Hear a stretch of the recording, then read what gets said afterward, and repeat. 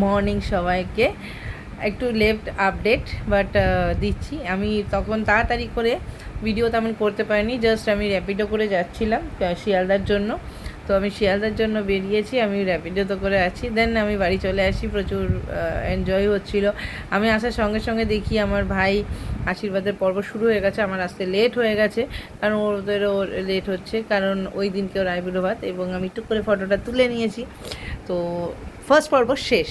Then second পর্ব আমি আর দিদিভাই বাজারে গেলাম। টাজারে গিয়ে বাজার টাজার করা হলো, এবং বাজারে খুব সুন্দর বাজার বসেছে। মানে কৃষ্ণনগরে বেলডাঙ্গা বাজারটা খুব সুন্দর। আর এখন যেহেতু শীতকাল, চারিদিকে সবজি আর সবজি, আর কিছু নেই। দেখো কত রকম সবজি, ফুলকপি, বাঁধাকপি। আমি এখানে মানে লাল শাককে বলেছি পালং শাক, দিদিভাই তাই বলছে লাল শাক এই পালং শাক কোথায় হবে, লাল শাক। তো আমার একটা স্পেশাল আইটেম করার খুব ইচ্ছে ছিল, সেই আইটেমটাই আমি করলাম। সেটা হলো দই বেগুন। তো দই বেগুন করার জন্য আমি ওকে বললাম যে ঠিক আছে, তাহলে তুই বেগুন নে। তো বলছে সবার জন্য করবি, না সবার জন্য করব। তাই আমি দই বেগুনের জন্য দিদিভাই বেগুন দিচ্ছিল। আর আমি ছেলেটাকে বলছিলাম যে বেগুনটা বীজ হবে না কি, আর বেগুনটা পোকা কটরা বেরোবে। বললো না দিদি, কিছুই হবে না। তারপরে আমি কিনতে গেলাম কুল, কারণ সিজন ফল খাওয়া খুব দরকার, হ্যাঁ কি না? সবাই বলো, কমেন্ট করো সত্যি কথা বললাম কিনা, বা ঠিক বললাম কিনা, ভুল সত্যিটা ঠিক বললাম কিনা।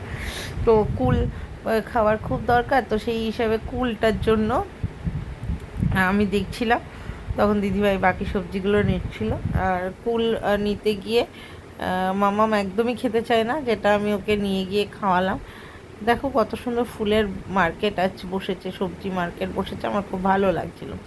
তো এই লোকটা খুব দেরি করে দিচ্ছিলো ছেলেটা। তারপর চলে গেলাম আমরা মাছের বাজারে। এবার আমার আর দিদিভাইয়ের কনভারসেশন হচ্ছে যে মাছের মাথাটা কী নেব, তো কতটা বড় নেব।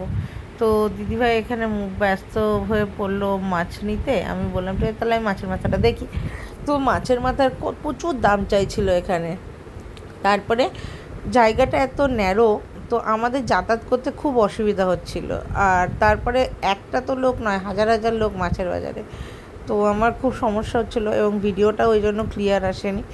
তারপরে এখান থেকে মাছের মাথাটা নিয়ে আমার আর কয়েকটা কাজ বাকি ছিল। বলতে আমার খুব শখ ছিল আমি ভাইকে মাটির থালায় আইবুড়ো ভাত দেওয়াবো, যদিও আমি সবটা পূরণ করতে পেরেছি। তো এখানে মাছের মাথা কেনা কমপ্লিট আমাদের। দেন আমি বাড়ি চলে আসি, দিদিভাই বাড়ি যাই, আমি মানির বাড়ি আসি। তো মানির বাড়িতে এসে আমি চিকেনটা রান্না করি, দিদিভাই ওইদিকে বাদবাকিগুলো রান্না করছে। এবার মানি তখন কাজ করছে, মানি অনেকটাই আমাকে হেল্প করে দিয়েছে, মাংস ধুয়ে দেওয়া থেকে শুরু করে সমস্ত কিছু। আমি শুধু রান্নাটা করেছি হয়তো। আর এখানে সেই আমার স্পেশাল দই বেগুন। তারপর আমার মানি বললো যে চা খাবি, আর না হ্যাঁ খাবো। তো মানি বললো ঠিক আছে দাঁড়া, আমি চা করছি। আর দিদিভাই বাড়িতে করছে হলো 5 রকম ভাজা, চাটনি, পায়েস, মাছ। যেহেতু আমার বড় মাসি মাংসটা চিকেন খায় না, তো বড় মাসুনির জন্য মাছ, আমার মায়ের জন্য মাছ, আমার মাও চিকেন খায় না, তো ভাইয়ের জন্য মাছ। তো এইগুলো কমপ্লিট ও বাড়িতে করছিল দিদিভাই, আর আমি মানির বাড়িতে শুধু চিকেনটা করছিলাম। তো চিকেনটা কষাচ্ছিলাম আমি। তো আমি জানি না চিকেনটা কেমন হয়েছিল, বাট ভাইরা পরে বলছিল যে, যেহেতু এটা আমি পরে ভিডিও দিচ্ছি তাই আমি পরেরটা আগেই বলছি।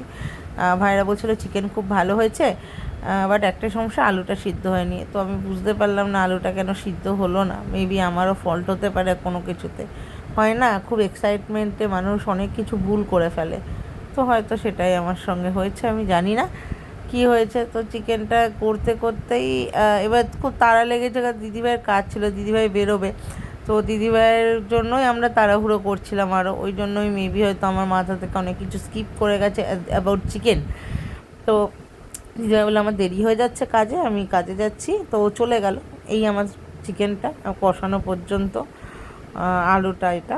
তো আমার ভুল কিছুটা হলো। তারপর তো এটা ফার্স্ট পর্বের আশীর্বাদ, আমি একটু আশীর্বাদ করে নিলাম। আমার আশীর্বাদের পরে মা বললো যে দে আমাকে দে, আমি একটু তাঁতটা দিই।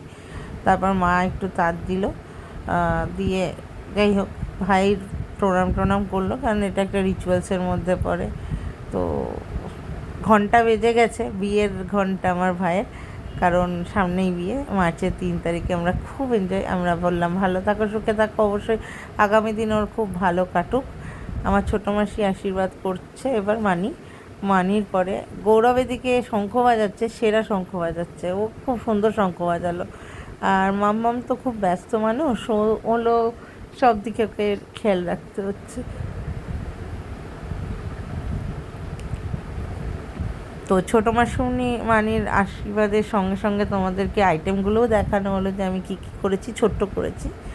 দেখো আমার মানি একটুখানি পোজ দিয়ে ছবিও তুলে নিল, বেশ ভালো লাগছিল ওকে ছবিটাতে। তা বড় মাসুমনি বাদ চলে গেছিলো আশীর্বাদ করতে, হয়তো এবার বড় মাসুমনি আশীর্বাদ করবে। তো যাই হোক, এটা হলো ওর মেন ফুল, আর ও একদম রেডি ছিল ভোট দেওয়ার জন্য। মজা করছি সবাই। তো যাই হোক, এটা একটা পার্ট অফ জোকস ছিল। আর মেয়ে চলে এসেছিলো ফটো ভিডিও তোলার জন্য মামায়ের সঙ্গে, ও ব্যস্ত ছিল প্রচণ্ড বিয়েতে। আর গৌরব তো সকালের মানে ব্রেকফাস্ট করলো তখন, ঠিক আছে, তখন বাজে 12:30 একটা।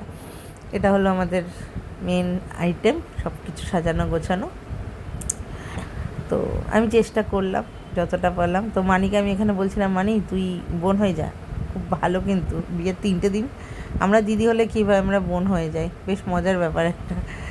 ওর একটা সুন্দর ছবি তোলা হলো, যে ছবিটা আমি তোমাদের সঙ্গে শেয়ার করলাম।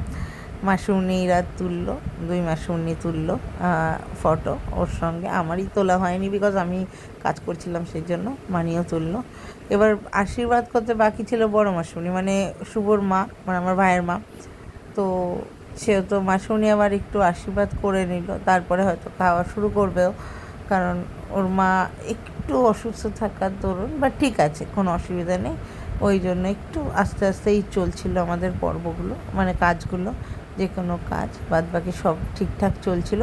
খুব এনজয় করেছি 2টো দিন ভাইদের সঙ্গে, এদিকে গেছি, ওখানে গেছি, ঘুরতে গেছি, মজা করেছি, খুব ভালো কাটিয়েছি। সামনে আরও সুন্দর সুন্দর ভিডিও আসবে, কারণ ভাইয়ের বিয়ে বলে কথা। সো একটা ছোট্ট একটা ট্যুর করে দিলাম তোমাদেরকে, যে আমার ভাইয়ের আইবুড়ো ভাত পার্ট 1 হয়ে গেছে, দেন পার্ট 2। খুব এনজয় করলাম, আইসক্রিম দিলাম, it's my favourite ice cream also ভাইয়ের।